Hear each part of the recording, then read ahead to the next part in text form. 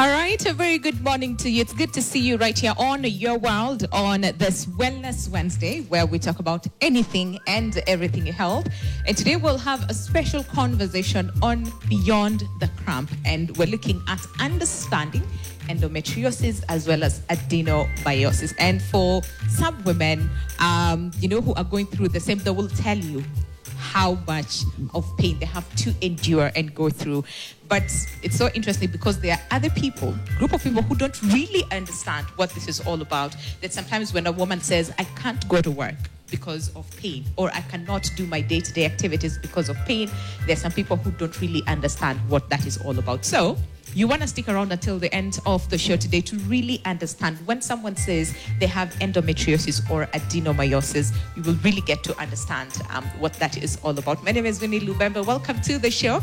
And as always, I am not alone. With Kylie. Hi. We have Ned and gowns. No, you called me Dr. Mwikali today. That was Dr. Winnie right there. We are at the Third Pack Hospital, and we're here to have that conversation that Winnie talked about, endo and adenomyosis, and understanding all of that. Mm-hmm. And I love one statement that I had the very first time I watched Dr. Yamal with you, Winnie. Mm-hmm. And he said, pain during period is not normal. Period pain is not normal. Yeah. So we are demystifying all of that, trying to understand. Kuna level gani ikifika ndio ko, you know what? No, that's too much pain. Yes. I'm just pain is a no-go zone, right? Yeah. Please let us know. The question of the day today is, what would you like to know about endometriosis and adenomyosis? What would you like to know? What questions do you have? Please send them to NTV Kenya on Facebook, Instagram, on X, and TikTok as well. And we'll have Dr. Yamal answer all of your questions. Right now, though, Winnie, we're starting this conversation on understanding from a patient's point of view before we get to the doctor's expertise. Yes. And we have two amazing ladies with us. Yes, we have. And thank you so much, really, for joining us today on the conversation. On my immediate right is Angie Taka, who is an endometriosis warrior. It's good to have you. Thank you so much. Do you want to speak closer to your mic and say hi to the people? Hello, everyone. Thank you for having me today. And thank you for coming today and sharing your story so that we really understand from your perspective what endometriosis is all about. And we also have Jacqueline Muriuki, who is an endometriosis warrior as well. Thank you so much for making the time. How are you doing? How are you feeling this morning? I'm good. Thank you for this opportunity to be here, to share my story with other readers so that they can understand what endometriosis entails. Okay. I like that. I like that. Yeah. I don't know the first time you ever heard of these words. Yes. Winnie, when was the first time you ever had? I can't even remember. Yeah. Must have been, sadly, Yes. when I was in, say, around 2016, 2017, and then I was working with another TV station that was purely on health. And that is the first time I actually came across the term this endometriosis. situation, this workplace made you know. Yes. Okay. Yeah. Okay. So I'm trying to imagine how many people know about it, because most of the time we just hear it in passing, but we don't really focus on, what exactly is it? And even when we're talking about cramps, that is one thing I always struggle with. And I ask this question all the time. How normal is normal when we're talking about cramps? And Dr. Yamal said, no, it is not normal at all. At all. So I think that's like a good way to then start the conversation that period cramp is not normal. It is not. At all. At all. Right? At all. Yeah. At all. I first had endo, I think, in around the same time, 2017, 2018. Yeah. And it was during an interview. So I had to research to know what it is and then talk about it. Yes. But adenomyosis, I found out for the first time in 2023. I heard it last year on a conversation with Dr. Yamal. Yes. 2023. It was a doctor telling me, so the reason your cramps are bad is because you see this lining, there are tissues in here. What we call this situation is, and I was like, okay. So go down. You went to the doctor because of my painful cramps. And the doctor says, no, this is not normal. It's not. Adenomyosis. Yes. And that was the first time. And that goes then to say how much of a need this is to talk about and demystify all the myths and misconceptions, right? Absolutely. Where do we start? Who wants to go first? Anjali? Do you want to go first? So Anjali? I found out about my endometriosis in 2017. Okay. When they did an open surgery for fibroids. And I did not hear about adenomyosis until about 2 weeks before my surgery in 2025, when Dr. Yamal explained it. When they did the open surgery in 2017 for fibroids, they didn't mention adenomyosis. And after that surgery, they gave me a medication which suppresses the endometriosis, but does not shrink it. Now, that I did not know. Yeah. And I didn't have after that painful periods. I had painful periods almost all my life. Yeah. And I thought, like you have just said, that's normal. It's just a painkiller and I'm good to go. It's just a cramp, and I would take a medicine and stay home a day every month. Yeah. And I thought that's normal, which is very important for people to realize that that's not normal.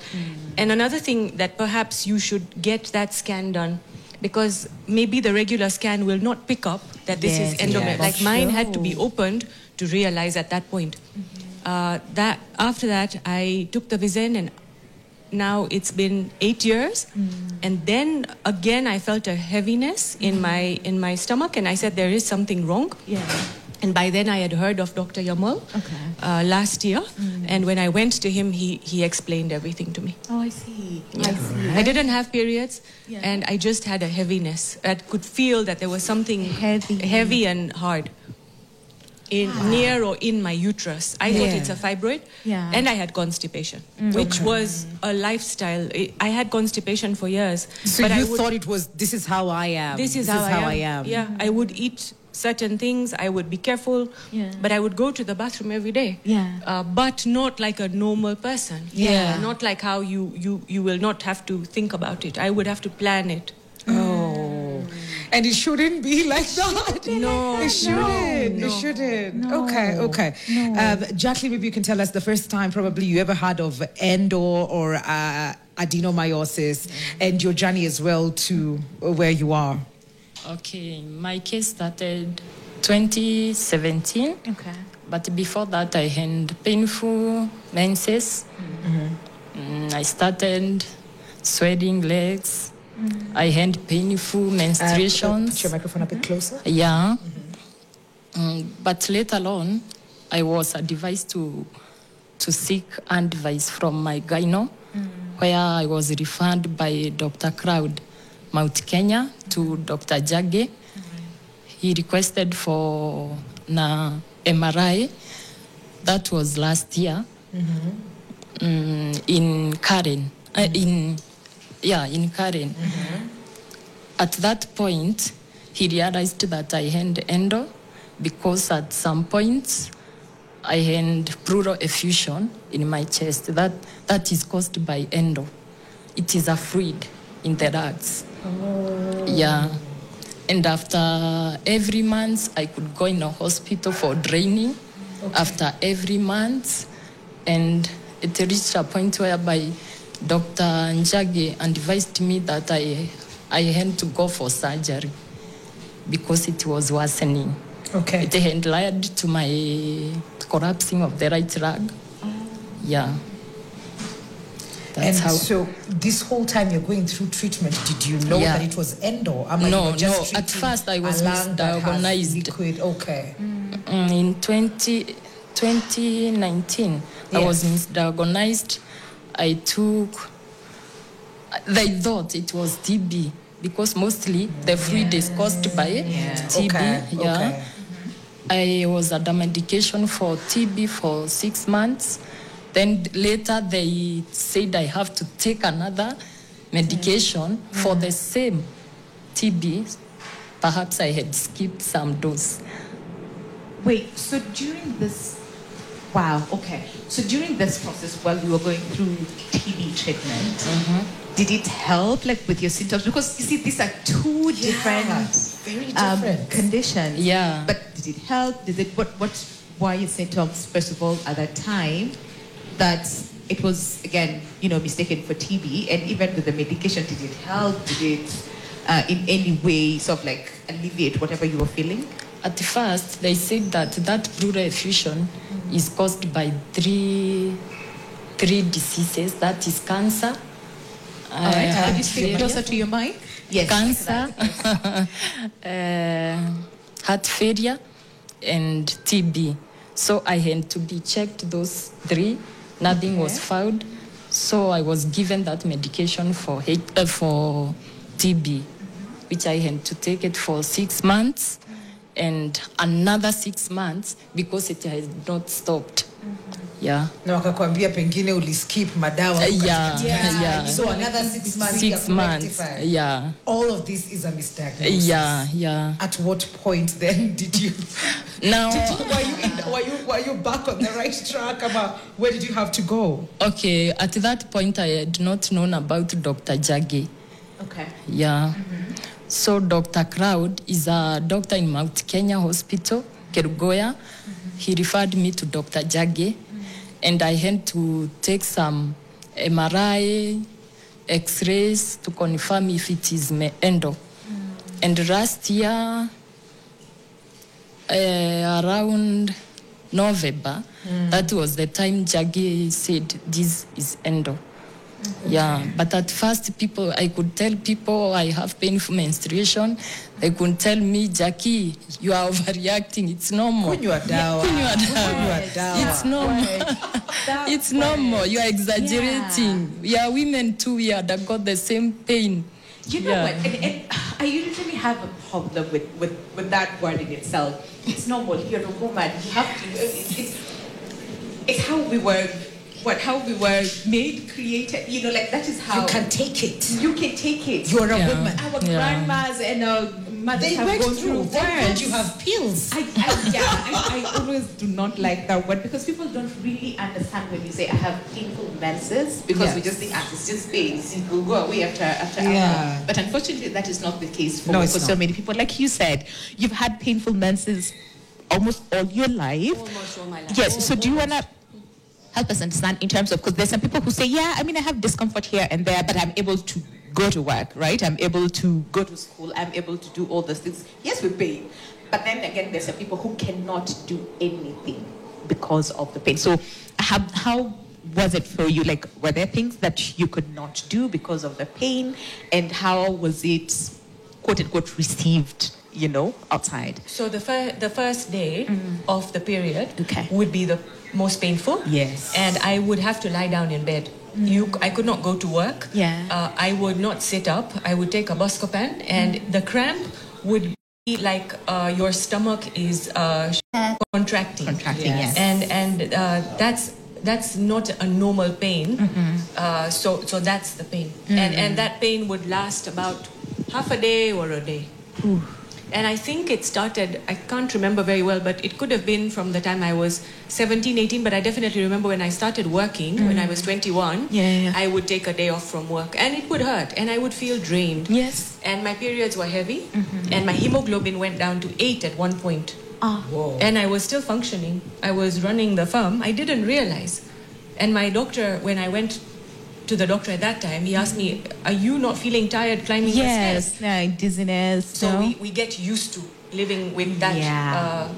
So all that. But yes, the pain for first 5-6 hours is a lot. You have to take a medicine. Yes. Yeah, that pain. See what she's saying. We get used to it because now what choice, right? And that's the thing, because a lot of people don't know. I mean, we didn't know the whole aspect about cramps and painful, cramps and menses is not normal. So we got used to the idea that it's normal. It's your life. It's every single month. And we forget it's every single month. Yeah. You even dread it. You start becoming sick before they land because you're just like, okay, here we go again.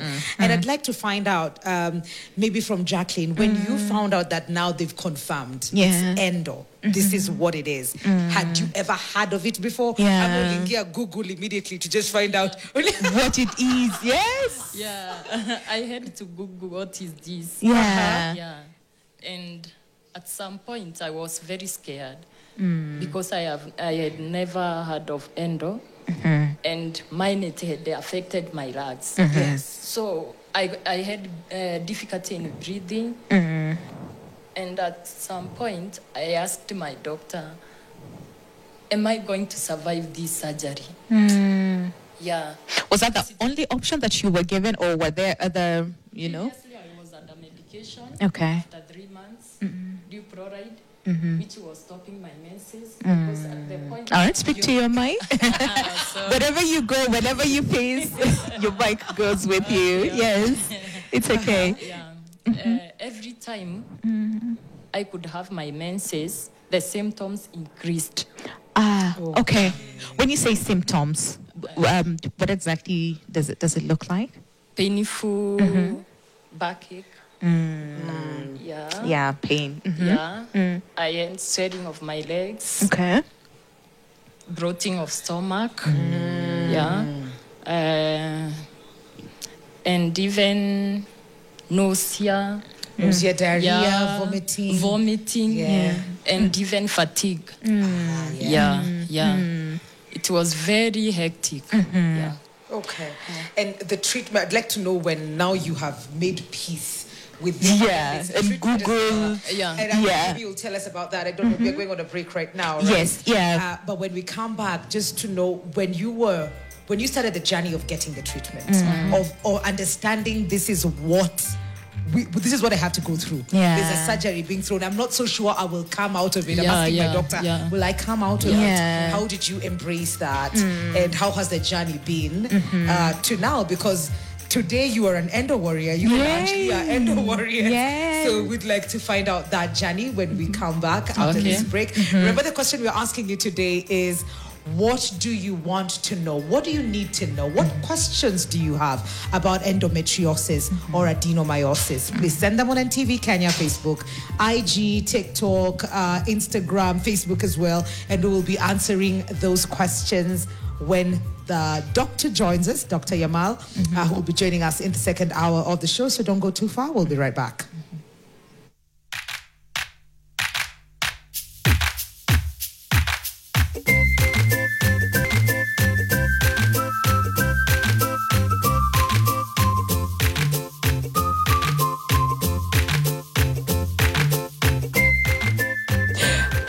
Welcome back. The show is Your World. It's Wellness Wednesday, and today we're coming to you from Third Park Hospital right here in Nairobi.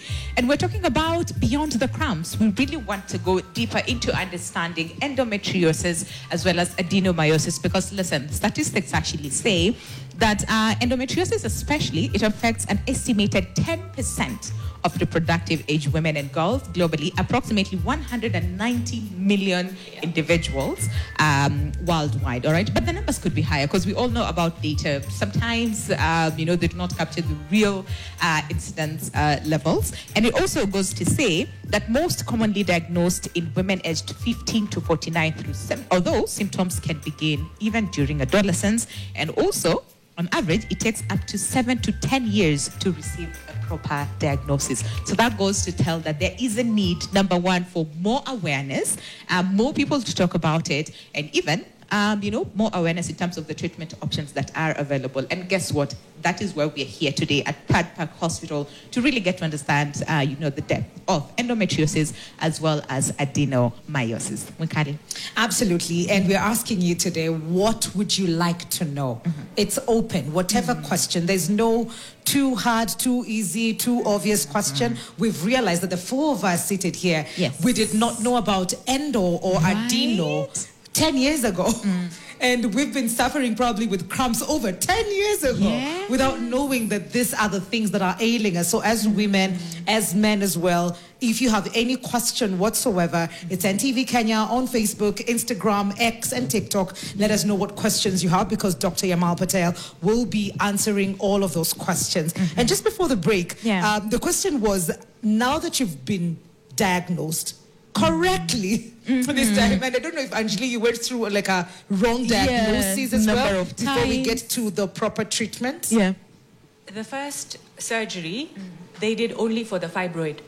They didn't, although they did an ultrasound, they did an MRI. They didn't realize from the ultrasound or the MRI that there is endometriosis. When they did the surgery is when they picked up that there is endometriosis, which is the first time. During the surgery? During the surgery. Whoa. They saw it when they opened. Oh, wow. And that's the first time Yeah. I heard of it, that I have something called endometriosis. The second time, between this period, I did have scans, I did have MRIs.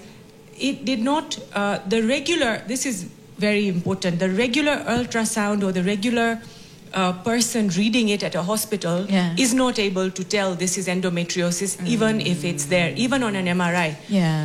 Even an MRI 2-3 weeks ago that was done before this surgery, the report does not say endometriosis. When I went to Dr. Yamal, he saw it on the screen and he said, we have a detailed center for this scan, which was done 2 days later. And on that scan, he picked it up. So, and he said this would be on your MRI, the shots, but because the doctor reading it is not qualified enough, it's not highlighted. Which you then you have what comes to your mind?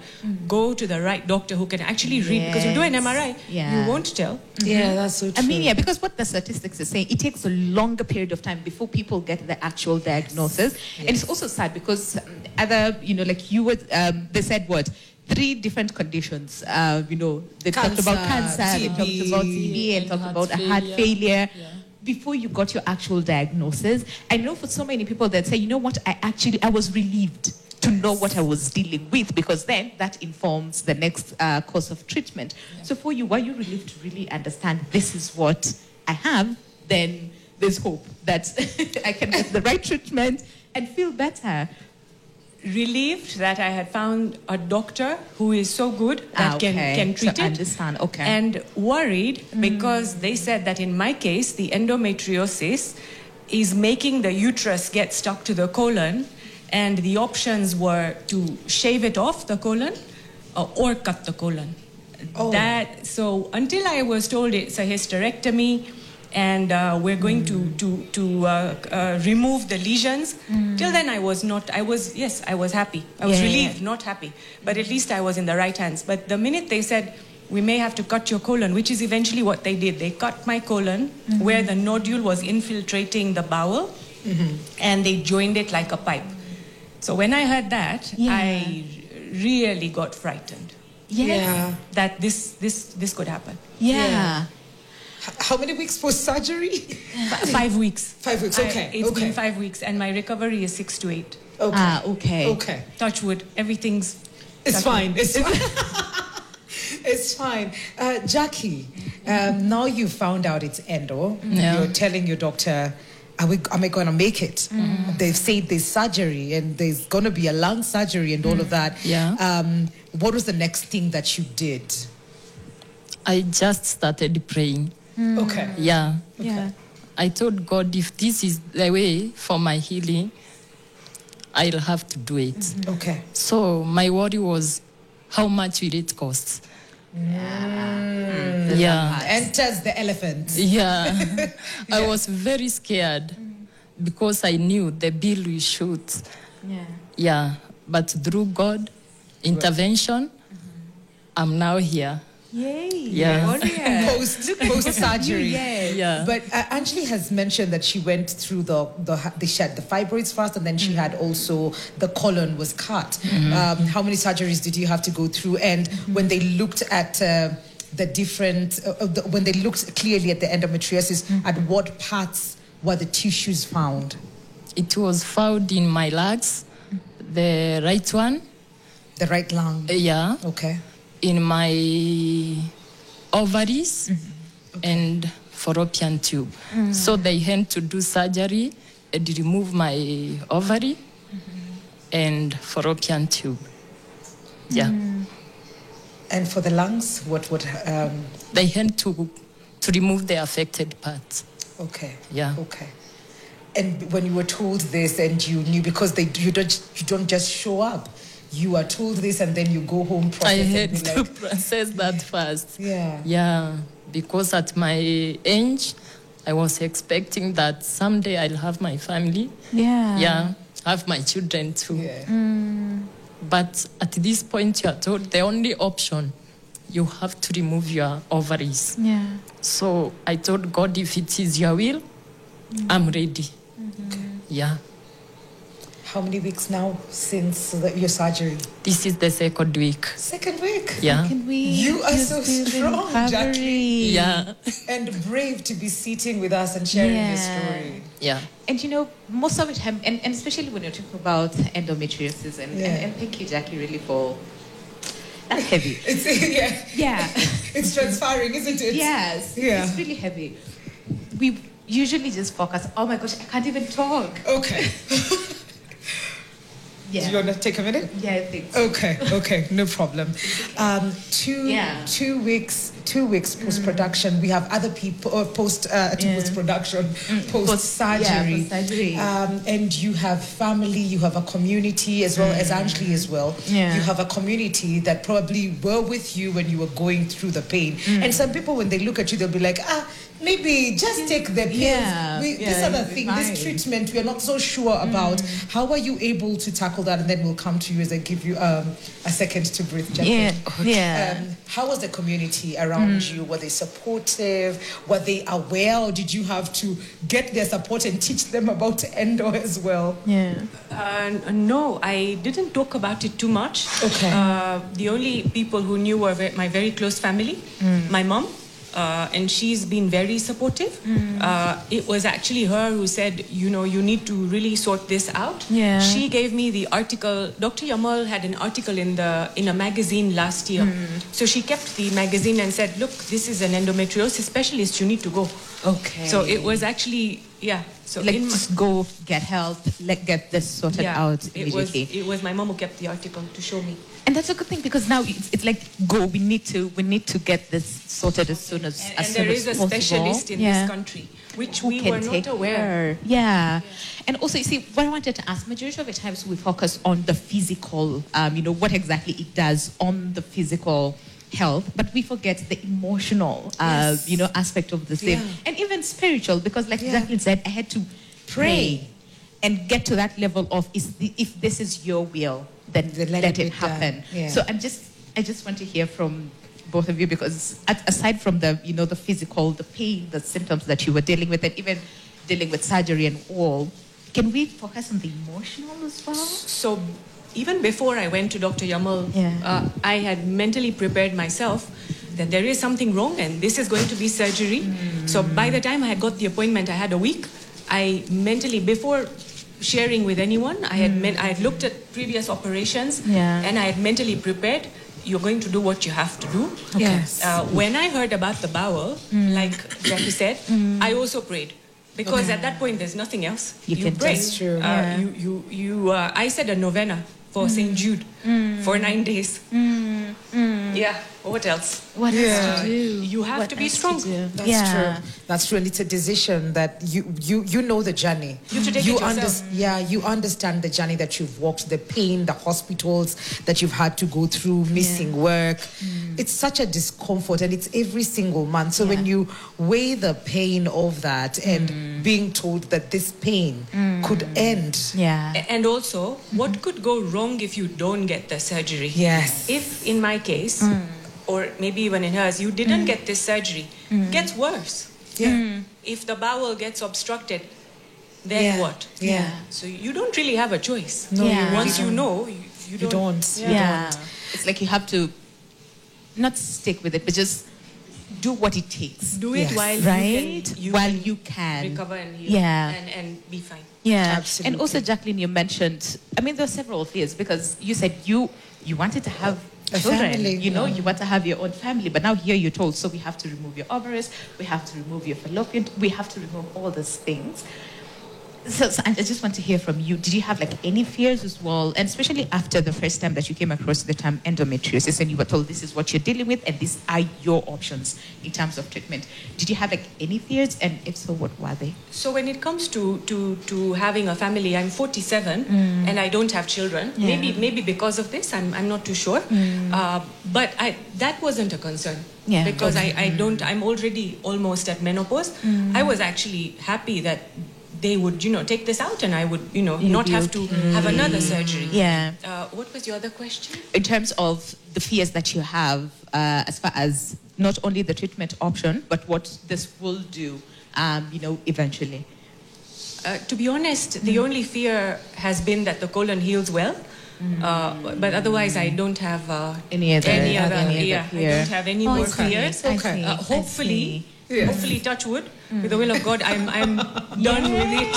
Yes. Yeah. Okay. Yeah. And Jackie, Winnie mentioned the spiritual, emotional, probably support that you have gotten. If you have gotten any, have you been able to probably talk to other people who are endo warriors? And I like that Anjali is here with you because she's just like, I am here, I am fighting, I am good to go. I feel a relief, I am happy and hoping for the best. Have you found other people or a circle of endo warriors who probably have gone ahead of you and will talk?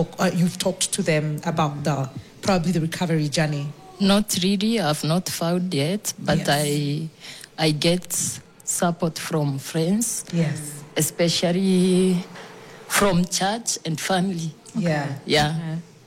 Okay. So they're your support system right now. Yeah. Do you have any fears going forward? Am you're just relieved that the pain is gone and I have a few weeks to recover from the surgery? I mean, 2 weeks, you look pretty great. Yes. Yeah. It's by the grace of God I'm here now. Yeah. I would go anywhere to share my story with others so that they can get more informed about this endometriosis. Because if at first I was diagnosed earlier, I think it couldn't have gone up to affecting my lungs. Perhaps it could be within my ovaries, not to an extent of affecting my lungs, for it to be cut off the affected parts. Yeah.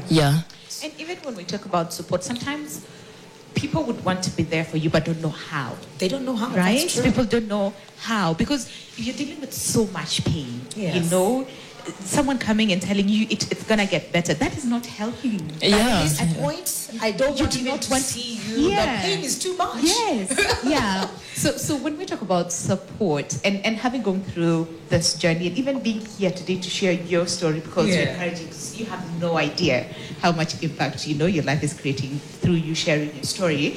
But what would you say would be the ideal kind of support, so that even if someone is watching us and probably they know someone who has endometriosis or adenomyosis and don't know how to be there for them, even either from workplaces, you talked about church as well, family members, what kind of support would be ideal? And I don't know even that ideal is a good question to ask, but would be like the right kind of support so that a patient feels supported. Do you want to go first? The only thing that the people around the patient can do is to make sure that they go for treatment and don't just live with it. Okay. That's because other than that, you're stuck until you get treatment, or you get the right treatment and to the right place. So the people around need to push a little bit to say you need to get this sorted. I totally agree. I really do agree too. The same way you get used to it, the same way you normalize living with it, so do they. Yes. So it's creating this kind of awareness that also makes them feel like, oh no, that whatever my sister, my mother, my friend is going through is not normal, and I should be the person to be like, maybe you need to be checked. Probably if they do not know that this is your burden to carry until they find out. What kind of ideal support, Jackie, would you suggest that people around, people who are going through, and especially in workplaces? Upon a corner point, right? Okay. But even go at first. At work, we need support to support each other. You love them, you encourage them, because this is not just a journey, but a painful journey. So when you see someone is having this painful menstruation, she should go for checkup first, because this is not normal. Absolutely. Show some love, support them, pray for them. Because they need you.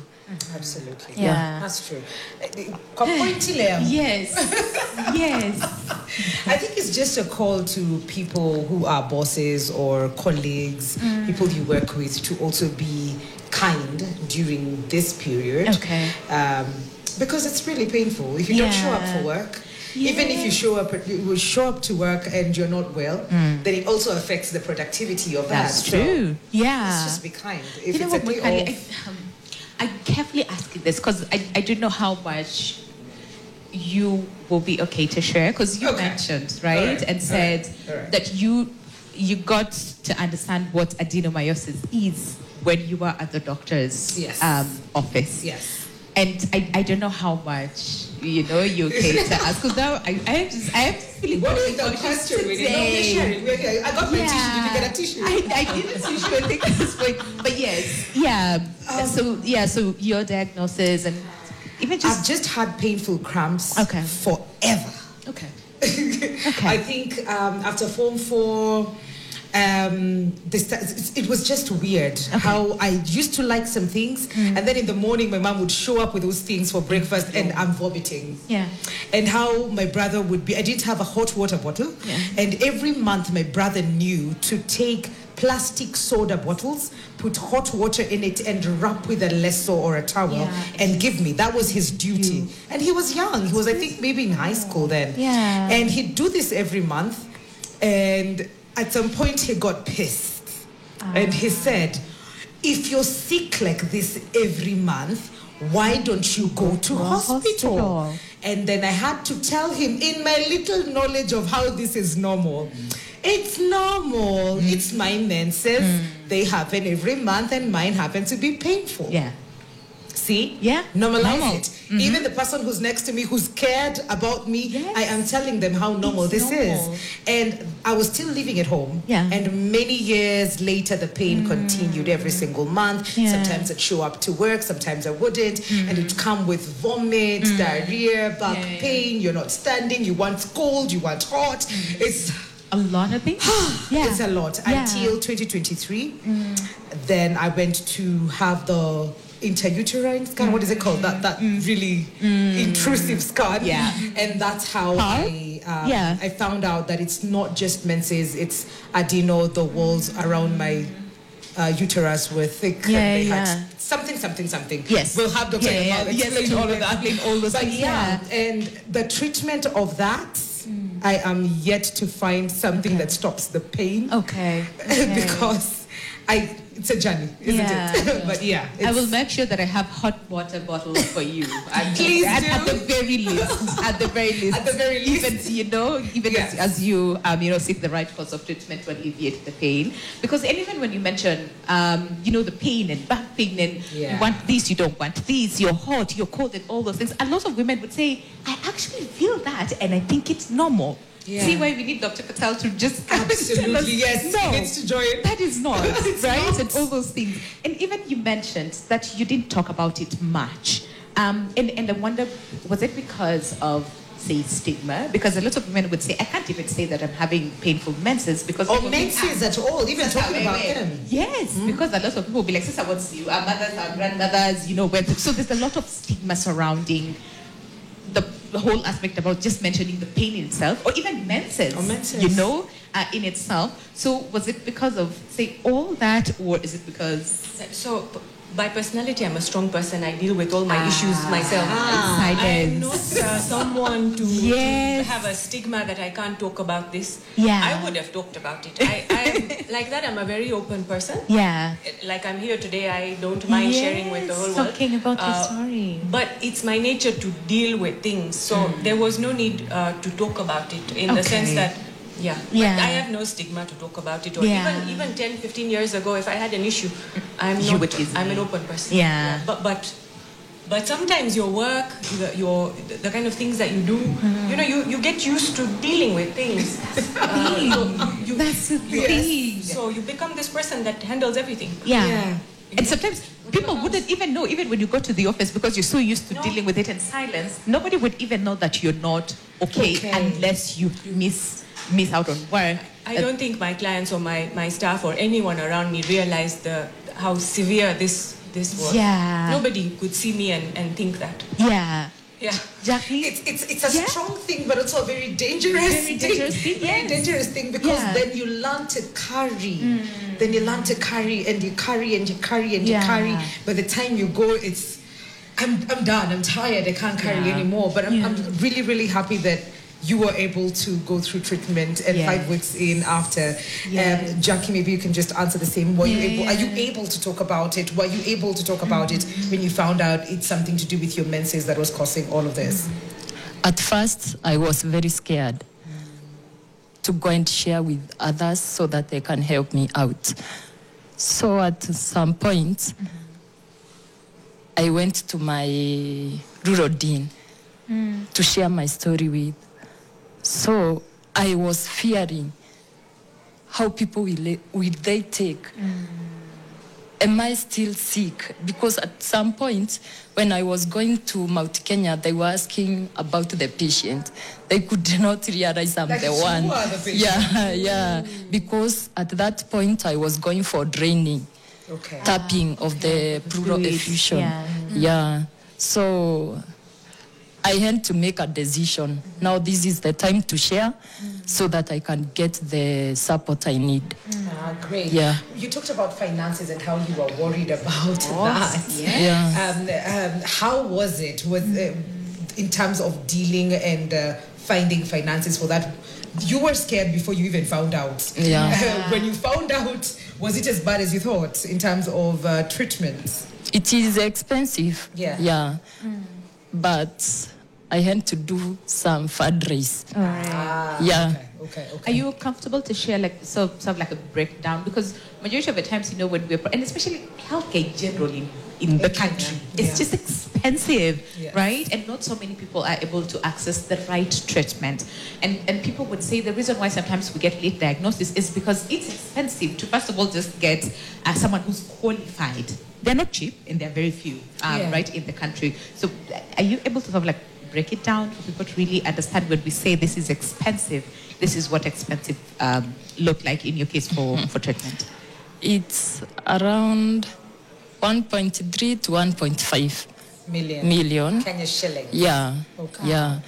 And after having that fundraise, this hospital waived some of my bill. Yes. Through God's grace, they waived some of my bill.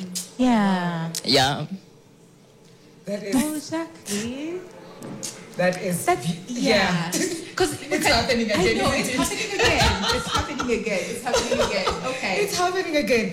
The thing is, how many women are not only suffering in silence and wish they could have this taken care of, but they can't because it's expensive. Is it covered even? Yes. The fear she had before. Yes. If she had stuck with that and not knowing how much it is or what will happen ahead. Yes. But she was just like, I do not have it, I do not know, but I will forge forward. And to find that God had already gone ahead of you and cleared the way. And cleared the way for you, That's amazing. Yeah. Yes. And what would you say, again, still on the treatment, because majority of some of these conditions, illnesses are not covered, say by, at that time it was like NHIF, now it's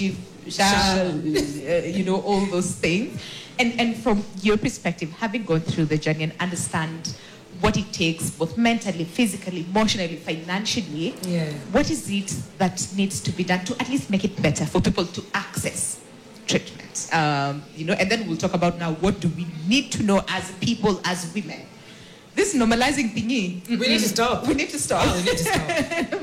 But yes, you go first. So I don't know how possible this is for people, but personally I think medical insurance helps because a lot of the stress that you go through can also be financial. Yes. Just thinking about that alone. So if possible, some sort of insurance, because I don't know if I can say this. Do we really rely on whatever those are? Right? Whatever those are, do we? SHA and NHIS and whatever the words change every day. Yes. Do we rely on Taifa those? care, kidogo, it's a lot, but yes. So you have to protect yourself. Yeah. Because will you afford it? And what if what if those good Samaritans like came up in her case or the hospital? You have to think ahead. When you live in this country, the medical cost is so expensive. You are not on a public health. I don't think. And, I mean, are you even sure that if you go to those public, will you be treated in the right manner?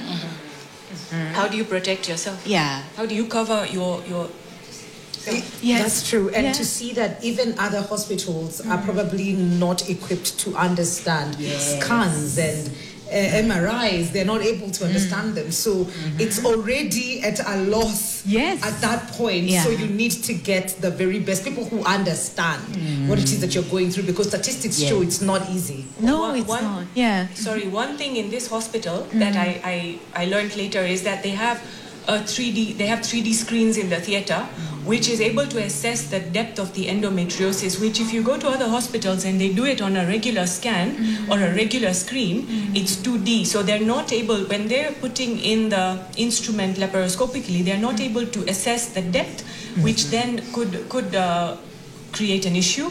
So it's very important to go to the right theater. Yeah. Because I don't think that this kind of surgery, this kind of complicated surgery can be done Anywhere. in any hospital. Yeah. And especially public hospital, right? I agree. Yeah, there's so much that needs to be. And there's always that call, even now, doctors and clinical officers, yesterday demonstrating because aside from, the whole pay, aspect, but also human resource specialists, they're not available to help treat some of these conditions.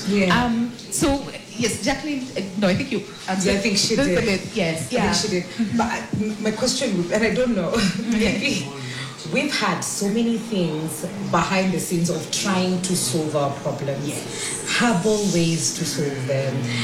Your menses are heavy. Drink this mwarubaini, something goes together. There's a concoction. Do yoga. Be told to be fit. Yeah. And the moment I started Drink working hot out, water. I started working out last year. Yes. And the worst menses I've ever had were during that time. When you were working out. That's when I had now to go to hospital for drips, for pain, And you're wondering, but I'm working out, I'm eating healthy. So there's so many other things we're told behind the scenes to jaribu. And I don't know, Jackie, kama kuna kitu ulikuwa umeambiwa, jaribu pengine hii. Yeah, I was told to get pregnant first. So that okay, I was told that as well. When you had that one. And they say if you have painful menses, when you get pregnant, it goes away. Yeah. I got pregnant, it got worse. So, Okay, so you I were think told to that get is just a myth. Yes. Yeah, it can't help. Yeah. Oh, wow. Are you tempted? I was like, I'm not married. Yes, I have to do it the right way. Yeah. Okay.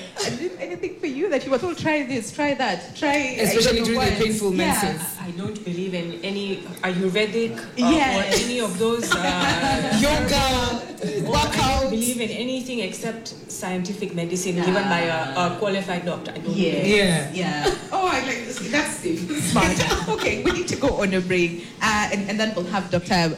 Yamal join us on the second hour. But what is it that you'd like to tell women who are watching us and maybe say, I've had, say, similar symptoms, or I have painful cramps, or I just need to really understand endometriosis and adenomyosis from your perspectives and from your journey? What would you say in like 30 seconds each? Who wants to go first? Jackie? Okay, go. Okay, I think consulting your doctor at early age, it will save you a lot. Yeah. Okay. Powerful. Thank you, Jackie. 30 seconds on the dot. Yeah. Good job. Yes, Anjali? If you're in doubt with whichever doctor you're with, come to this Scan Pro Center in this building and get that scan, because that will tell you exactly what you will have. There is a special ultrasound that can diagnose what a regular one can't. Yes. Okay.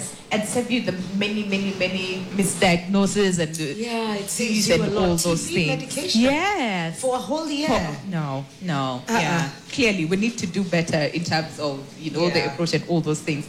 So much to discuss on the other side of the break. Dr. Patel will be joining us to now help us understand what is this thing, endometriosis, adenomyosis, painful cramps.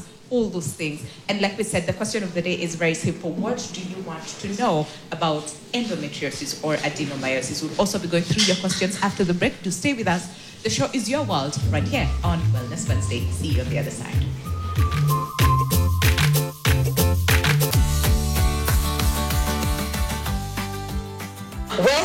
Welcome back to Your World. This is a Wednesday edition and we are talking all matters health. And today we are focused on endometriosis and adenomyosis. I know we've talked a lot about endometriosis. We'll also be touching a bit on adenomyosis. We are at Third Pack Hospital.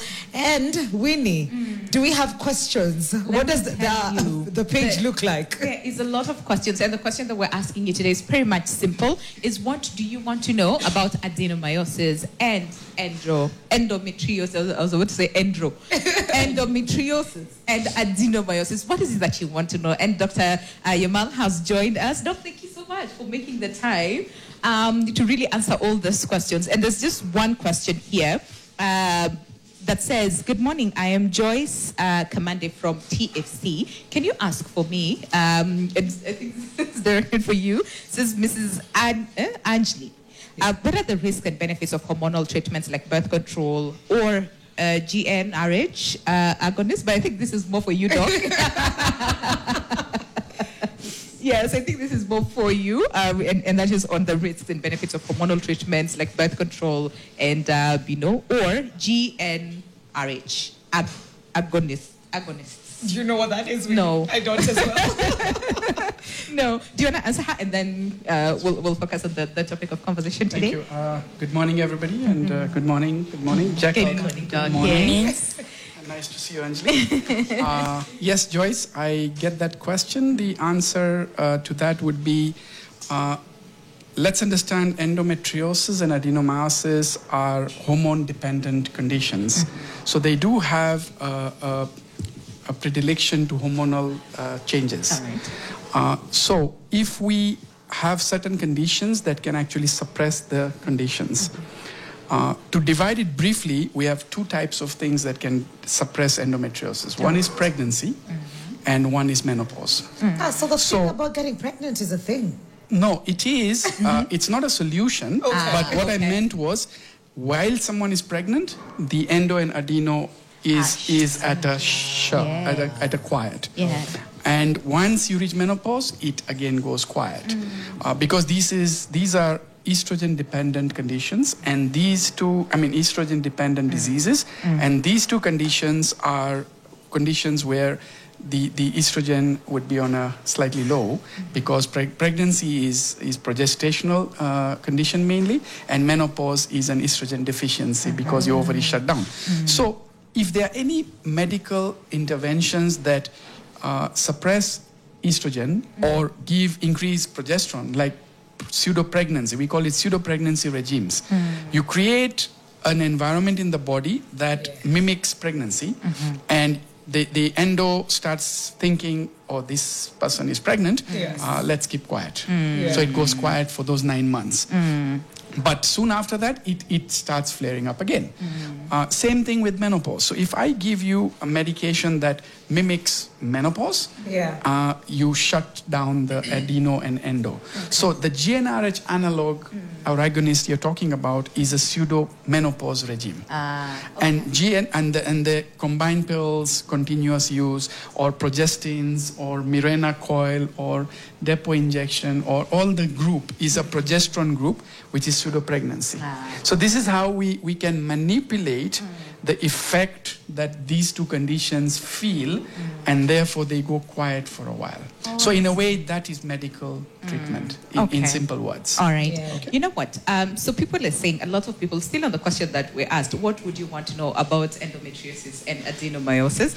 Someone says, start by telling us the meaning so that we can understand. This is Naomi. Someone also says, CK, Sami says, it was prudent if you tell us first what those are. And then Girl Pleasant says, liver infections, Amma. Okay. And then someone says, Christina Juma says, I would like to know who invented those names. Don't you guys see the spelling are hard? This is what made me score an E in biology. It continues. So I think clearly, Doc, there's a need that we need to first of all understand when we say endometriosis and when we say adenomyosis at the very basic level. What are those? So let's simplify it for school children. Yes, for school children. So when we go to schools, and we do campaigns in schools as well to educate the teenagers and adolescents about these things. Okay. What is normal? And what is not normal? Not normal. So in a normal female reproductive system, we have the uterus, whose main role would be to carry a pregnancy overall. A uterus with the two tubes there and the ovaries which produce the hormones for the woman. The uterus is connected through the cervix into the vagina. Yes. Okay, so that's simple. The uterus is lined by a lining inside which every month grows in preparation for a pregnancy once you have reached puberty and above, when your periods start. So every month the lining grows. If you give it a pregnancy, it could stick and it continues as a pregnancy. Yeah. You don't give it a pregnancy, then that lining is shed out. Yeah. So that is called the endometrium. Now, when these endometrium-like cells, are growing anywhere outside the uterus, it could be on the tubes, in the ovaries, behind the uterus, on the bowel, in the appendix, on the diaphragm, in the lung, in the brain, in the eye. We have seen it everywhere. In the nails. Okay? Yes, in the nails. So it can be anywhere, but these are very rare. So any time you have endometrium-like tissue growing outside the uterus, it's called endometriosis. Okay. That's simple. Yes. Yes, to further classify it, I usually say it is a chronic disease. It is a life-altering disease. It messes people up. That's true. It's a lifelong disease. All right? You don't get treated like malaria and it disappears. Okay. It is there to stay. You can modify it, suppress it, remove it. It comes back, go. You get it. Yeah. But it's a lifelong disease. It is an inflammatory disease. It's a very painful condition. It impacts your quality of life. All right? That means from physical to psychosocial to mental to everywhere. Yeah. And financial. It messes you up financially as well. Once you know you have it, you are on a drain from there sometime. Yeah. It is a fibrotic disease, which means it now causes fibrosis around the areas that is growing. And it is a disease that is benign but behaves malignant. It almost behaves cancer because it's the one disease we know that spreads into surrounding structures like cancer. Yeah. And when it spreads into surrounding structures like cancer, lung here with ovaries and bowel and tube, bowel here with the appendix and any other places, and the ureters and the bladder. So what I'm trying to tell you is it spreads like cancer, but it's not cancer. Yes. It is hormone dependent. You get it? So this is how I further classify it. Yeah. Yeah. Okay? And therefore, you have to handle it very well with only people who understand this disease very well. It's a poorly understood disease. Yes. It's a very widespread disease. It's a complex disease that is very complicated to treat. Yeah. And there's a saying I read some time ago, and I said, I loved it. It's not a disease that affects a person or the body or a doctor itself. It actually challenges medicine itself. This is one condition that challenges medicine itself, that it is so complex that we actually have difficulties even finding proper solutions to it. Is that why then there's a lot of cases of misdiagnosis? Because it's not well understood. It is the average worldwide from initial presentation. You heard initial presentation. Presentation. I went to a nurse, I went to a doctor when I was a teenager with pain. It was normalized, it was this. Then they gave me painkillers. I was put on medicine, oral hormones. To a proper diagnosis, the one someone tells you, you have endometriosis. This is where it is. It's 7 to 10 years. Yeah. Worldwide. That's true. Yeah. And that is our strive. Our strive here is awareness, education, and try to narrow this gap. How quickly can we diagnose somebody? We have started school trips, I told you, and we have started picking up girls from school, high school. And if we pick them up there, the advantage is we pick them up probably early stage. Yes. Treatment early stage means prevention of complications or complicated cases like you've just heard. Yeah. So that is endometriosis. Yes, is what I Yes. ask now. Now, Adenomyosis. adenomyosis is like a stepsister. Ah, They are related, okay. but not the same. All right. How are they stepsisters? In this one, the endometrium-like linings is now growing in the muscle of the uterus. So you see the uterus has the inner lining, the muscle wall, and the outside called the serosa. Yeah. When these cells are growing in the muscle, it starts causing changes in the muscle. So now imagine every month when you're bleeding, these lining cells are shedding and bleeding. You have the muscle of the wall, it's bleeding in there as well. Yeah. So if you have ever hit yourself and you've had a bruise here, that's a muscle bleed, isn't it? Yes. Imagine that happening every month to this woman. You're bleeding into this muscle every month. Imagine the pain you'll feel. So that's what happens with adenomyosis. So adenomyosis is also related in the sense it's endometrium-like lining in the wrong place.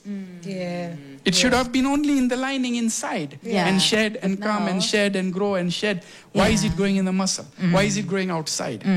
That is what complicates the whole matter. Yeah. So that is adenomyosis. Adenomyosis.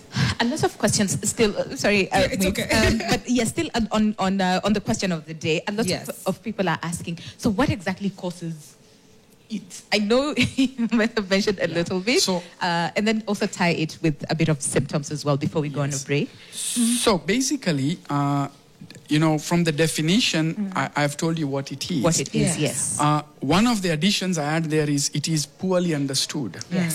And when it's poorly understood, it's another word I use to describe it is it's a disease of theories. Why? Because there's so many theories that yes. that tell you why it has happened. Why it has happened. We have a theory called retrograde menstruation theory, which actually happens to very many girls when they are cramping and pushing the blood through the cervix into the vagina and out. Remember, there is a tube connecting this uterus cavity. Yes. So when you're cramping, it's like putting sponge with water and you press. It will come out wherever there is space. Yes. So when you do that, it's cramping, but it's some of the blood goes out through the tube into the abdomen. And it goes out in almost everybody. Yeah. Right? So when we do a scan sometimes during periods, we'll see some blood in the abdominal cavity in almost every girl. Yeah. But not every woman gets it. Yes. Gets endometriosis. So Yeah. you see, that's a theory, but it doesn't explain every aspect. Every aspect. If it was happening with that, everybody has it, then everybody should have endo. Yeah. That's also not the case. So that's one theory. Okay. Then we have metaplasia theory. We have theories that is immunologic. We have theories of tissue injury and repair. We have theories of, so there's very many theories explaining different scenarios. There is a genetic component to it, a hereditary component. We have seen sometimes two sisters, if one has, the other one will have as well. And I have very many of those myself, two sisters with endo. But I also have two sisters where one has and the other doesn't. So again, it doesn't explain everything. You see, so this is why it's called a disease of theories. It's a very awkward condition. Yeah, to understand. Yes. Yes. Yeah. You could see I am. Yes. Endo and adeno, as understood or misunderstood as they are, do they link to other conditions? Do they give birth to other conditions if you are diagnosed with it, or probably you're just living your life without knowing? But could they give birth to other things? So nicely put, they don't lead directly to other conditions, but yes, I mean, if you think about it, when left untreated, it has subsequent complications. Like, take Jacqueline, for example. It moved all the way to the diaphragm. That's where it starts. It didn't, and then moved towards the lung. Yeah. She actually had lung disease. We had to resect part of her lung. And that would now lead to the heart being moved this way and the heart pumping more. And you see, it will lead to other conditions that way. But okay. I think what you're trying to ask is, can it be linked with or associated with other diseases? Now, please understand, pain is a body's response to a noxious stimulus. So it's never normal. You don't normalize pain for that matter. Yeah. It's your body telling you that is not good. I prick you, there is something wrong. That's not good. Yeah. You have you kick something, there is pain there. There is something wrong. So it tells your body, take care of that place. There is pain. So why is painful menstrual conditions supposed to be okay? It can never be okay. It's your body telling you there's something wrong. So that's one thing. Now, when pain continues for a long time, unattended to, or just taken care of by painkillers, not treating the actual cause, then what you're doing is you're telling your body to slowly, getting your bodies to slowly get sensitized. And then there's something called central sensitization of pain. The moment you go into central sensitization of pain and chronic pelvic pain, which is defined as more than 6 months of continuous pain that has not been tackled properly, then you go into central sensitization. When that happens, even if I touch you, your body perceives it as pain, because that's why there are some who are overly sensitive to pain now. And that now goes into psychosocial angle and this and that. So fibromyalgia, lupus, there are very many such conditions that now are linked with this condition. Irritable bowel syndrome, interstitial cystitis in the bladder.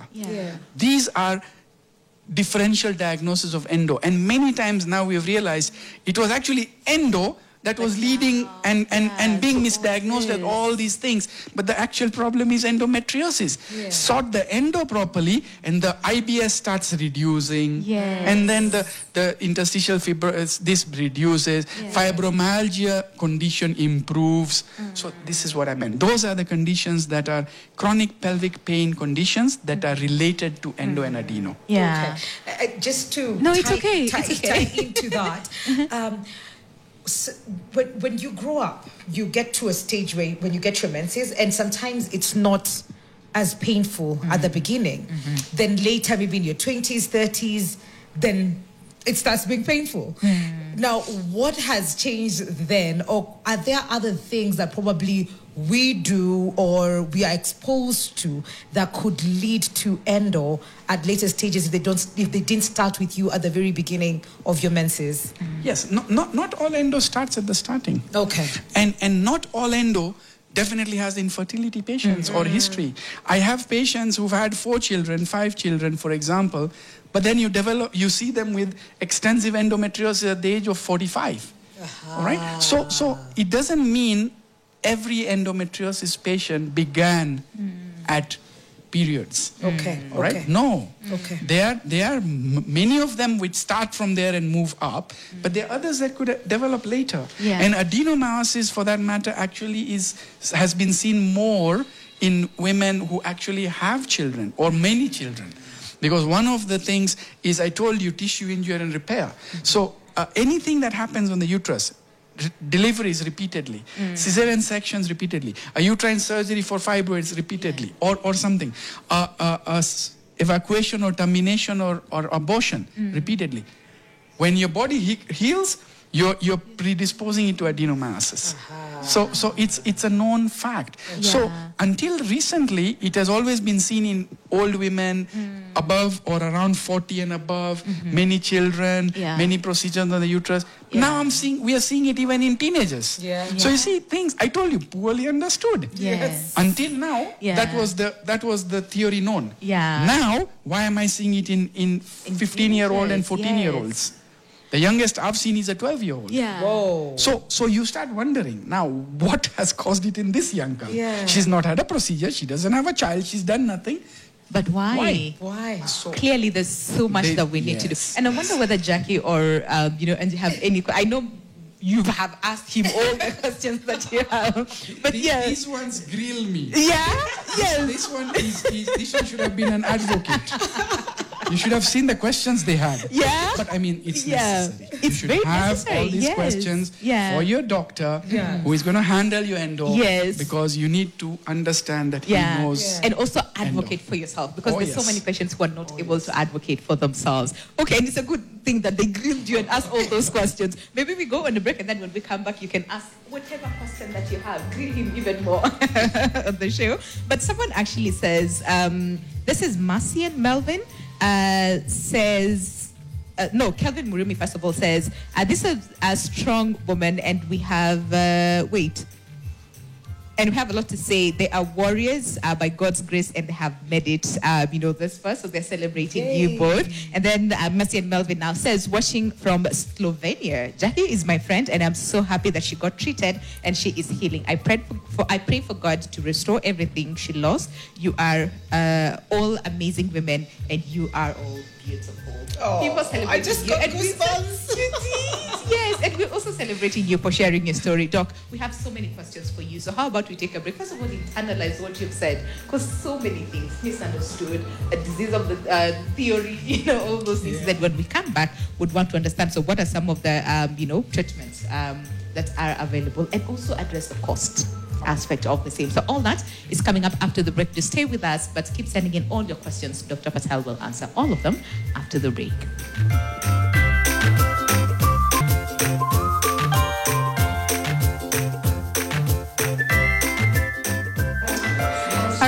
Welcome back. Clearly, the show continues. Even when we are on break, and that's, yes, very, very insightful conversation we're having today right here on Your World on Wellness Wednesday. And it's all about, we're going beyond the cramp, okay, and getting to really understand endometriosis, adenomyosis, what exactly are they, and what is it that we can do, not only as a people, but even from healthcare professionals. And of course, we have Dr. Patel here with us to help us really understand, adenomyosis and, endometriosis, and even the approach that it comes with. And even when we were on break, there was a lot of conversations on the same, and we kind of was like, there's something, but I'll tell you on air. We can't what. I got a DM. You did?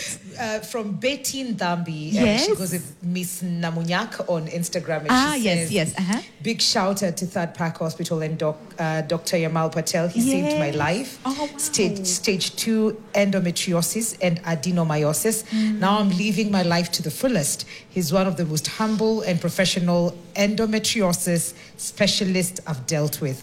I'm a living testimony. Yay! Thank you. Look at that. That's beautiful. That's really beautiful. Yeah. We said we'll give you a chance to ask Dr. Patel any question before we ask ours. Because We've got plenty.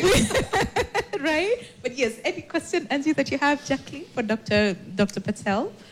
Even a comment. You told me something, Jackie. Can I say something? Yes. Dr. Yamal is very particular. Okay. He doesn't overlook any smallest thing. So in Third Park, every day they would do blood tests. Okay. And what a patient will think is not material because we don't understand. So there was a day I had my potassium was low. There was a day the sodium was low. And the potassium, personally, I thought it's causing nausea. So I told the nurse, I'm not taking this potassium. And Dr. Yamal was very particular. It's very important, those little things. And then he called me and he said, you're declining treatment. And so there's two things I want to say. He's strict and he's particular. And I think that is very important. It's good. It is. Yeah, and they used to check every day. If it was sodium, they would give me a sodium tablet. Yeah. And you feel at that point, I felt like I was in school again, but I listened. I listened, and it wasn't the potassium that was causing the nausea. Yeah. But yeah. Oh, I see. Because sometimes patients We are like, become our own doctors. Jacqueline? For me, I would say Dr. Yamal is a very good doctor. He is very concerned about his patients. While I was here, every day he could come and check on me, know how I'm faring, know where the pain is, and he could encourage me now and then that everything would be okay. Yay. He was among the doctors who waived my bill too. Oh, that's beautiful. And you also said every single time you came here, Yes. despite the pain, you were always smiling. And we see the smile. That's fine. Yes, but you see what we were talking about, advocating for yourself as a patient, but also listen to your doctor. And Dr. Ahmad, you said this is a very complex and complicated, disease, illness, condition. It's lifelong, all those things. So then what is it that we need to know? Because a lot of people would say, yeah, but I have painful menses. That's normal. Back pain. That's normal. That it's a normal We've pains of normalized, life. We've yes. normalized it. But here you are saying, no, that's not normal. So what do we do? And even especially for teenagers who are just getting their first menses and they're feeling the pain, and in school they say, yeah, hysteria. These ones are just pretending they don't want to go to class and all those things because it's misunderstood. Yeah. So I think my advice or my points there would be number one, I'm not saying every painful period equals endometriosis. Yes. Okay. Right? Okay. I'm not saying that. Yes. Okay. But I'm saying every painful period may need to be evaluated. Okay. Okay? So if you have girls who have painful period that actually affects their day-to-day routine, okay, they need to take some painkillers. So I'm not saying cramps cannot happen. The uterus cramps to push out the blood. So you're going to feel that cramping. But if it interferes with your day-to-day routine, that day, those 2 days, you don't want to get out of bed, you don't want to go to school, you miss work, you need to take painkillers. You don't want to see anybody. You don't want to meet up with people. Then that is not normal. And it just needs to be evaluated. Among the evaluation lists of what it could be, one among there is endometriosis, is what I'm saying. One among them is adenomyosis, is what I'm saying. Yes. Rule that out because these two conditions are debilitating over time. They are progressive. So it means what it is today is not what it will be next year. And then the following year. It keeps on getting worse. You don't want to be caught 5 years down the line with the extent that it has gone towards your ovaries and now in the bowel, and that's what you're trying to avoid. So my point is not saying you have painful periods, you have endometriosis. No. Yes. But you have painful periods, please have it. Let's checked. check it out. Okay. So I've even developed a small, simple tool of 8 questions. All right. That I would love schools and school girls to actually. It's you scan it. All right. And it asks you your questions. There are 8 questions, and at the end of the 8 questions, it actually classifies you into 4 different groups. Okay. And it tells you, group 1, this seems okay, follow up and carry on, and just take an occasional painkiller. All right. This seems suspicious, start thinking of seeing your gynecologist. This seems more suspicious, ask your gynecologist to consider sending you to an endo specialist. Yes. This one is almost guaranteed endometriosis. Yes. Look for an endo specialist now. Yes. So you see, this is something that I've classified and categorized. And through Third Park Hospital website, you can actually go there and see if on Third Park, you'll scroll down, you'll see a tool called Might I Have Endometriosis? MIHE, M-I-H-E. Might I Have Endometriosis? And it's a simple thing. It's free. It's just for you to go click, put in your name, email, because we need that database to be collected that this woman had this score, for example. And then, we also have a way of assessing what's happening. You put those 2 information, answer these questions, and then get your score, and it tells you, don't bother. You're fine. So you're fine. So you see what I'm saying? Yes. This is what I want. So it's awareness. And once you create awareness, you pick them early, you start treating them early, you avoid scenarios that these 2 might have gone through. That's true. This is, I can tell you for fact, Anjali or Jacqueline did not start off with bowel endometriosis. No. So, if picked early, she could have saved that segment of her bowel and years of loss of productivity. Let's put it that way. Years of distress and related or strained relationships. Trust me, you strain your relationship with your partner, you strain your relationship with your workmates, you strain your relations with your friends because your friends organized a party. If they don't understand. And you are very hyped about it. Yes. And on the evening of the party, you started your periods. And you backed out. No show. Your friends do not understand why you did not go to the party. They do that once, twice. The third time, you're out of their list. Circle, yes. Yeah, you're like, this one doesn't come anyway. show. Imagine Yeah. that life. Yeah. All right? Yeah. Imagine that life. Yeah. Imagine the stigma of being mocked at every week. You see a group of friends, your workmates looking, that next week, who you? Yeah. She'll not be here. Right? She'll not be here. Yeah. Wait and watch. Let's bet. She'll not be here. Yeah. Trust me, it affects your mental status. So these women, majority of them, I kid you not, I'll give you statistics, are also on antidepressants, are also on anti-anxiety disorders, medications. Trust me, it's not fun. It is not. And that's why, as part of a multidisciplinary team, Yeah. psychiatrists, psychologists, endo support groups, etc., all part of it. This Saturday, as part of the same endo month, this Saturday in Third Park Hospital, we have the Endo Warriors Unite. We are having a group of all Endo Warriors.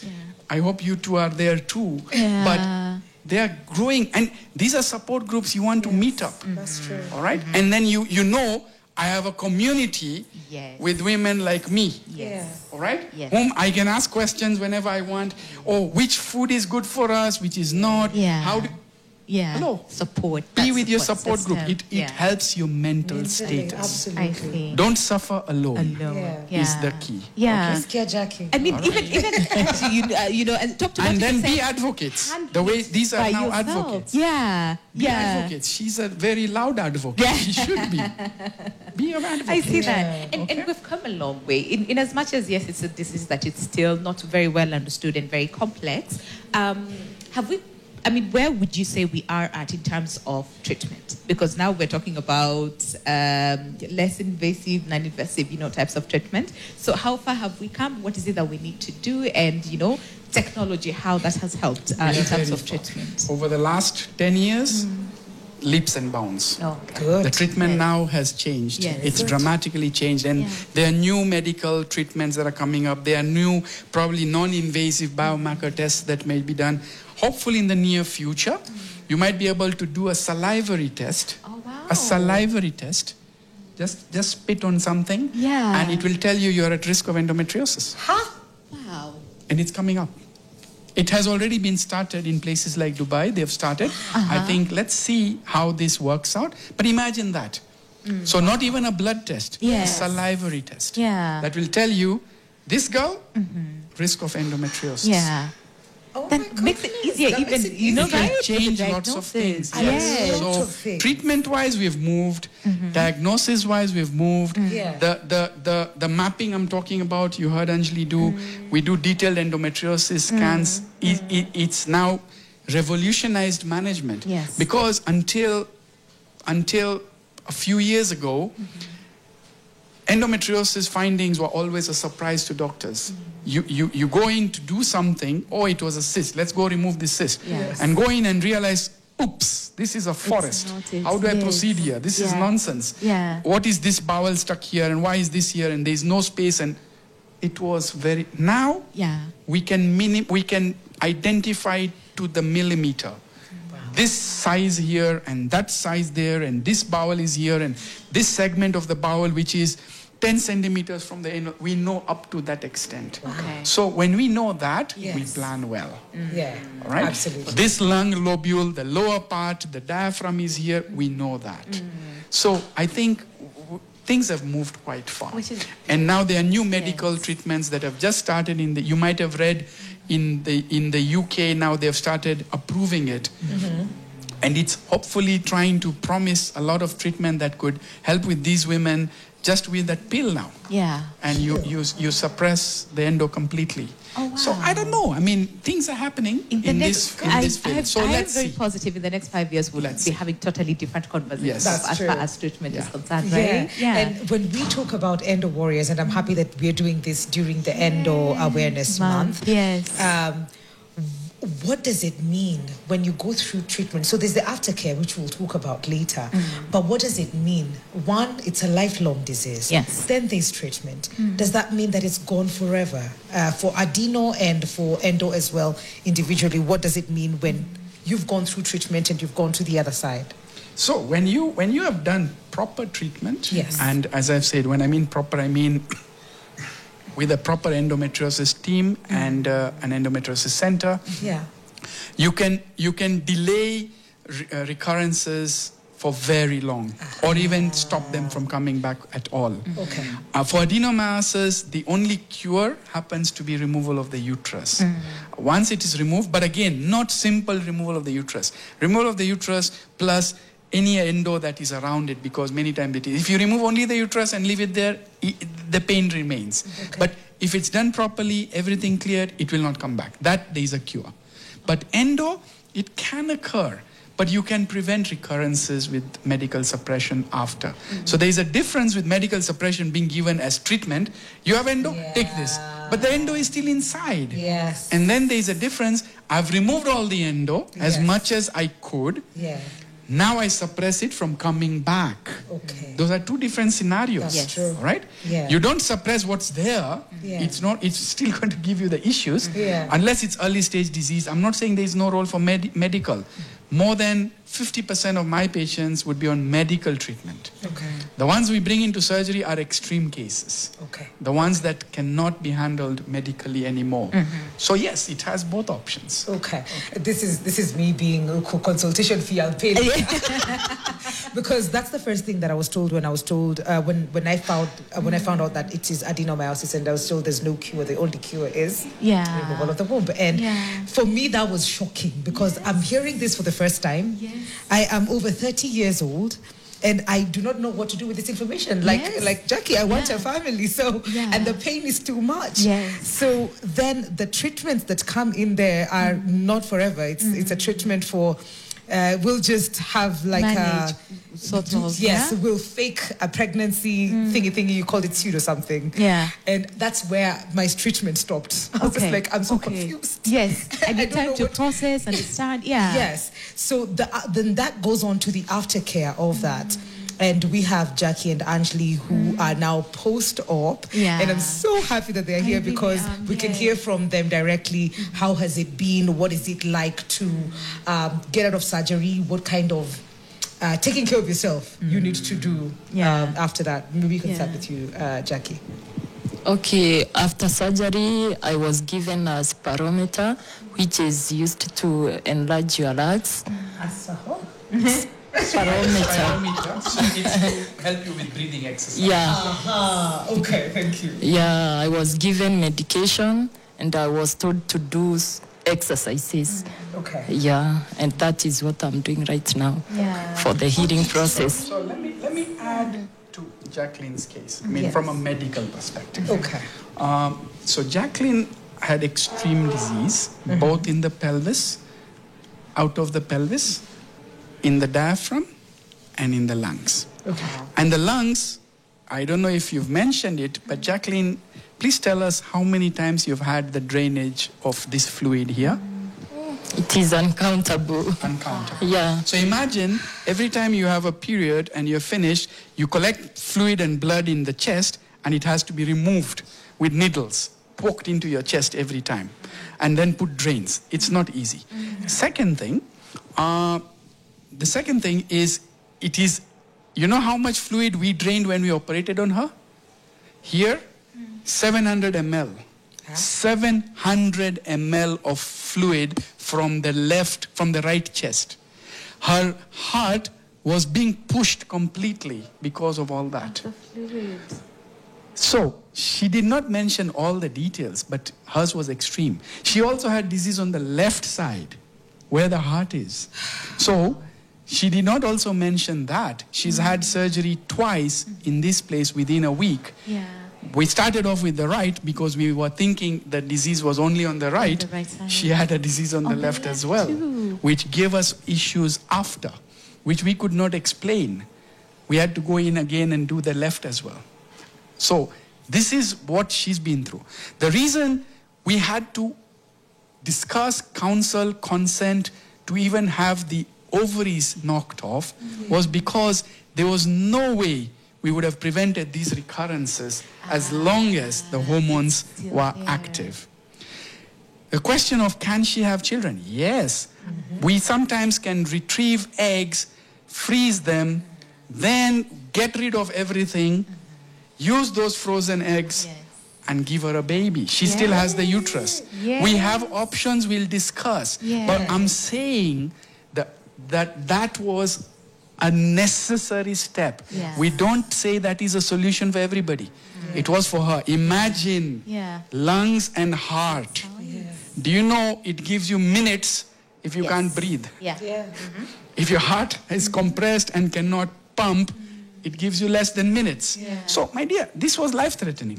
We had to take drastic measures, okay, to make sure she now lives life and will address the other part as we move. All right? There are options. And really that goes to show how much of an impact this can have on one, without necessarily just thinking about, it's just, located in it can move anywhere and it can be dreadful. And really happy, for the drastic measures that you have to take to really save her life. So then, when it comes to, we talked about the future and what that looks like, but can we also address the cost aspect? Because even like Jackie said, and even, as we talked about, cost is an issue.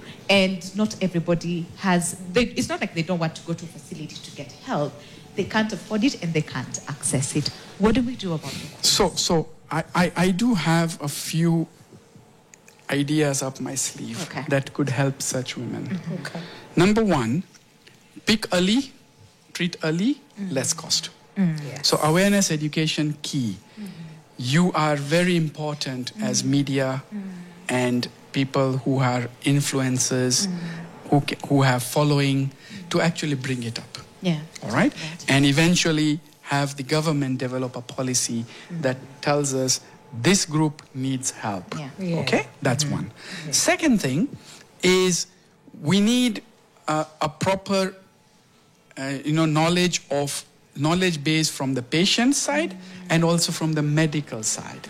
So what I mean is, when they suspect, have a quick referral to the right places, than to keep on handling them for too long, and then they are just getting complicated. You get it? And then wait for a referral when it's very complex. That's difficult. So that's number two. Number three, when I am rolling out something called support endo patients. So in Third Park Hospital, we do endo marathons every year. We've done 2 already. We have another one lined up for this year, October. In endo marathon, we operate on very complex endometriosis patients at subsidized to nil charges to the patient. So these are patients who cannot afford, and they have been seen by us. I put them on a diary. And then I tell them, listen, your surgery is needed, but if we can make it wait by 6 months, let's plan it in October, and we'll do it for you at a negligible cost. In that negligible cost, there is no surgeon fee. There is no anesthetist fee. Right? We don't charge the professional fees. We didn't charge any professional fees here. Okay? This was purely hospital.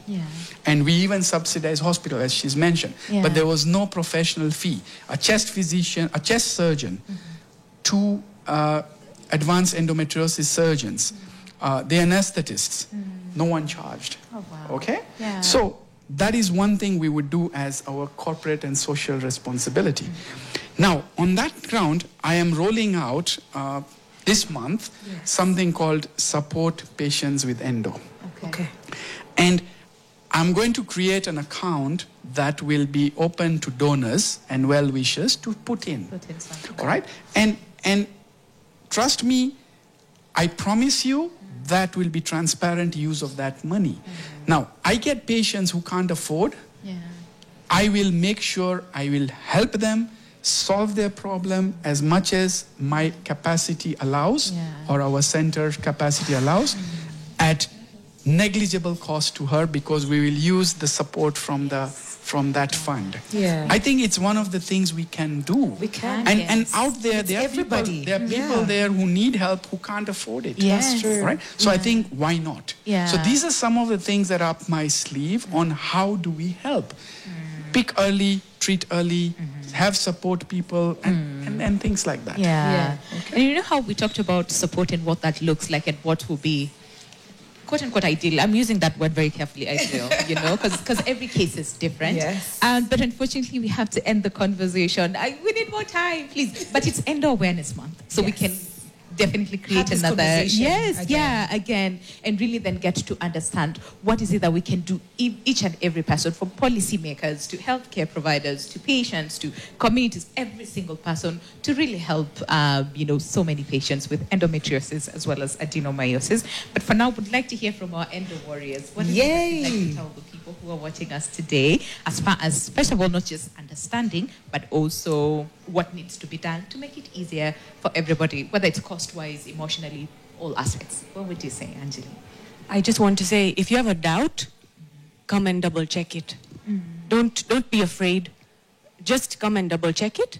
And I also want to say thank you to the doctors, Dr. Yamal and Dr. Jumba, who did my colon surgery, both of them. I'm very grateful that I had the best doctors in Kenya, within Kenya. We have the treatment in Kenya. Where your home, your support, your people, we have it in Kenya. If we have the best in Kenya, don't hesitate. Yes. Oh, Thank I you. like that. We have the best in Kenya. I really like that. Yeah. Thank you so much, Anjali. Jackie? I would say thank you for this opportunity to share my experience with other ladies. I would like to appreciate this hospital for their support. Also doctors like Dr. Yamal, Dr. Njage, Dr. Ruduri, all the nurses, and all the team in that park. Even my church, who never gave up on me, they stood with me in this journey. I really do appreciate them all. And my request is that when you have this painful menstruation, just know it is not normal. Go for early checkup to avoid so much pain later and complication. Yeah. Thank you. And we celebrate both of you for really sharing your story. Absolutely. Because remember how we said earlier on, sometimes Yesafa and Silas don't know how to speak about it because, of the stigma and all those things. So we really celebrate both of you, Jackie and Anjali, for coming by today and sharing, your stories with us, right? Dr. Patel, for creating this awareness and for the things that you're doing here, Dr. Yamal. You dispense so much wisdom in a way that is understandable to anyone. So when I hear you saying you go back to schools and talk to those girls, I'm sure they understand. Yes. Because you talk to them on that level. And sometimes we need to understand it on that level. The basics of it, what we need to do, to be reminded over and over again. So, asante sana. Jackie and Anjali, asanteni pia. Your parting shots, Doctor, before we let you go. Thank you very much. And I would say, for all the viewers and to all of us here, number one, endometriosis is affecting very many women and girls. It is life-altering, so let's not ignore it. You're not alone. If you're diagnosed with it, don't feel it's a death sentence. There is solution to it. So seek solution. Don't be afraid. All right. It does not mean people with endometriosis cannot have children. You will have children. Just go in for the correct advice and treatment, and you'll have it. Once you have been diagnosed, make sure that it is treated properly in an endometriosis center, probably by endometriosis specialists. Very important there as well. And when it comes to the how do we prevent these complications, it's only about awareness and education, which we are currently really focusing on. And once that is achieved, we'll be able to get rid of this menace from our women. Absolutely. Thank you. I really like that. You will have children. Yes. I like that. Yes. Right? Yes, you will have children. All right, one last comment from me, and then we say goodbye. Leonard Kipkemboy says, the government intervention on gynecological problems faced by our mothers and sisters, we're lagging behind, I think that's what they meant. In terms of preventive measure, we're still on curative side, which is a bad indicator as far as health and of the population condition is concerned. So I think on the next episode, then we'll Yes. talk about to policymakers and also the preventive aspect of the same. But for now, thank you so much for your time. Thank you for sticking with us and for all your questions and concerns and comments, all of things. We appreciate it. We'll see you tomorrow, same time, same place, right here on Your World, and that is on Trendy Thursday. But for now, have a lovely day. My name is Winnie Lubembe. Goodbye. And I am Wikali Mary Asanteni Sana. Until next time, adios.